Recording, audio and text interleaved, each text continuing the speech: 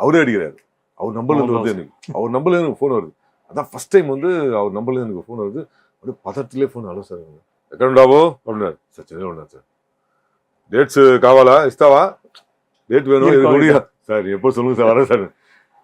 நான் அசோசியேட் மாட்டலாத்தாரு அப்படின்னு சொல்லிட்டு அசோசியேட் கொடுக்குறாரு. அவரு எல்லாத்தையும் மாதிரி கேரக்டர் ஃபுல்லாக நியூஸ்லாந்து தான் ஷூட்டிங்கு எல்லாத்தையும் சொன்னார். எனக்கு அப்படியே பயங்கர இன்ப அதிர்ச்சியாக இருந்தது. மொதல் டைம் வந்து ஆல்ரெடி எப்படி கபாலி பண்ணும்போது எனக்கு முறையாக ஒரு ஃபாரின் கண்ட்ரி போகிறோன்ற ஒரு சந்தோஷம் இருந்ததோ அதை விட வந்து இப்போ ஒரு டபுள் மடங்கு சந்தோஷம் வந்து நியூசிலாந்து போகிறோம். அதுவும் ஒரு பேன் இண்டியா ஃபிலிமு. இந்த படத்தை பற்றி ஒரு அவுட்லைனாக என்ன கதையெல்லாம் சொல்ல என்ன யாரெல்லாம் அடிக்க போகிறாங்கன்ற மாதிரி ஒரு சொன்னாங்க. எனக்கு அவ்வளோ ஒரு சந்தோஷமாக இருந்துச்சு. சரி இவ்வளோ பெரிய படத்தில் நம்மளும் இருக்கிறதே பெரிய விஷயம். நம்ம ஏதோ சின்ன கேரக்டர் கூப்பிட்டுருப்பாங்க அப்படின்னு சொல்லிட்டு தான் நானும் போனேன்.